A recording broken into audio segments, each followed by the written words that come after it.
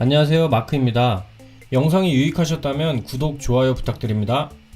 이번 시간에는 프로토파이에서 오브젝트 역할을 하는 것들을 만들어 보겠습니다.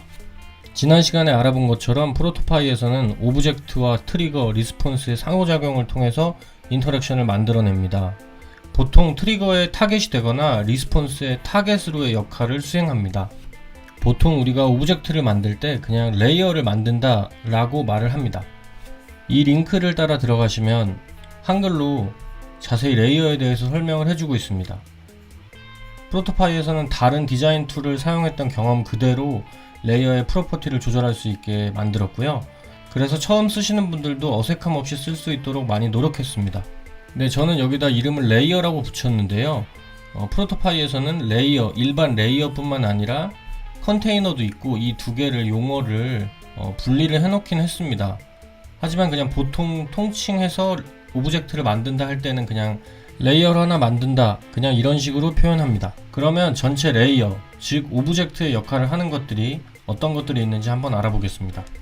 프로토파이에서 레이어를 만들고 싶을 때는 이 좌상단에 있는 메뉴, 저는 상단 툴바라고 썼는데요.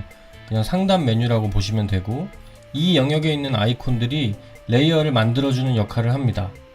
혹은 시스템 메뉴에서도 레이어들을 추가할 수 있고 몇 가지는 단축키로도 바로 생성할 수 있습니다. 그래서 한번 전체 종류를 알아보면, 물론 이 모든 걸 합쳐서 레이어라고 저희가 부르긴 하지만 컨테이너류를 제외한 일반적인 개체의 타입으로 레이어라고 하고요. 그 중에는 이미지 레이어, 미디어 타입으로는 비디오 레이어와 오디오 레이어, 그리고 쉐입 타입으로는 렉탕글, 네모죠, 오발, 원입니다. 그리고 텍스트 타입으로 일반 텍스트가 들어가고요. 그리고 인풋 레이어라고 하는 것이 있습니다. 이 인풋 레이어는 사용자가 직접 타이핑을 할 수 있는 그런 인풋 창을 의미하는 레이어입니다. 그리고 이런 기본적인 레이어 말고 컨테이너류가 있는데요. 컨테이너는 일반 그냥 컨테이너가 있고, 그리고 스크롤 컨테이너, 페이징 컨테이너가 있습니다. 그리고 이것들과는 약간 유형이 다른데요. 오브젝트를 추가할 수 있는 방법으로는 이제 다른 툴에서 개체들을 가져올 수 있는 임포트를 하는 방법이 있습니다. 이 임포트에 대해서는 나중에 따로 자세히 배워보도록 하겠습니다. 자, 그럼 하나씩 만들어 보겠습니다. 좌상단에서 이미지라고 써있는 이미지 레이어를 추가하는 버튼을 클릭하고요. 이미지 파일을 하나 추가하면 이렇게 이미지 레이어가 하나 들어옵니다. 자, 제가 이 레이어를 잡고 이렇게 움직이는 이 곳을 캔버스 패널이라고 하고요.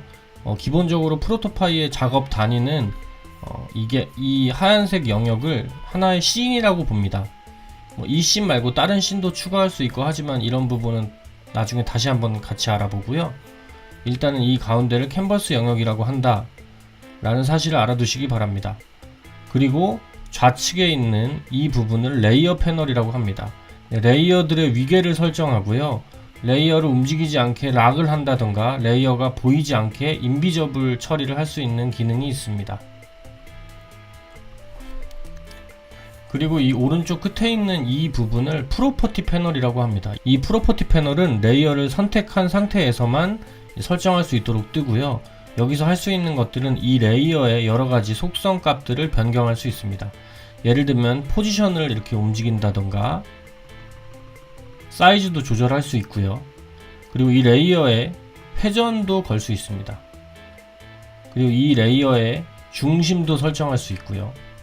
그리고 이 레이어의 투명도도 설정할 수 있습니다. 그리고 이 레이어의 모서리를 이렇게 둥글게 처리할 수 있고, 그리고 보더 값을 또 줄 수 있고요.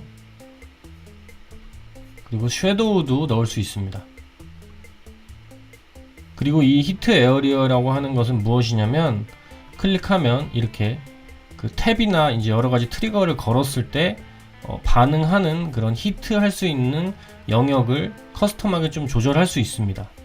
그리고 이 부분을 선택해서 레이어를 트리거에 반응하지 않도록 또 설정할 수 있습니다.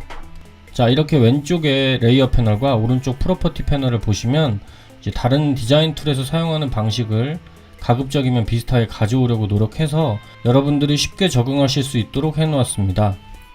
이번에는 쉐입 레이어 중에 렉탕글과 오발을 하나씩 넣어 보도록 하겠습니다.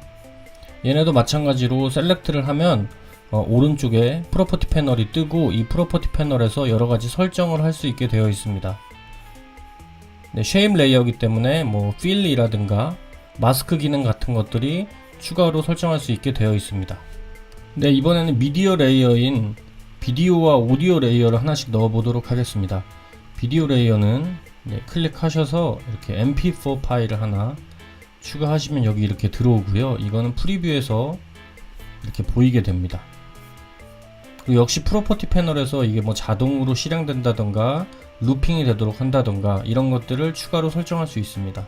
오디오 파일을 추가해 보겠습니다. 오디오를 클릭하시고 mp3 파일을 하나 넣으면 이렇게 하나 들어오게 되는데, 이 오디오 레이어는 프리뷰에는 보이지 않습니다. 하지만 뭐 이렇게 플레이 오토매티컬리 같은 것들이 있어서 재생에 대한 컨트롤 속성 값을 넣을 수 있도록 되어 있습니다. 미디어 레이어나 이미지 레이어는 파일을 가져오는 것이기 때문에 이렇게 눌러서 파일을 직접 가져올 수 있지만 드래그 앤 드롭으로도 옮겨서 바로 넣을 수 있습니다. 폴더에서 이렇게 파일을 드래그해서 드롭하면 들어가고요. 비디오 파일도 드래그해서 넣으면 들어갑니다. 그리고 mp3 파일도 바로 이렇게 들어가는 것을 확인할 수 있습니다. 네, 오늘은 레이어에 대해서 여기까지 알아봤고요. 다음 시간에는 아직 배우지 않은 텍스트와 인풋 레이어 그리고 컨테이너에 대해서 자세히 알아보도록 하겠습니다. 여기까지 마크였습니다. 감사합니다.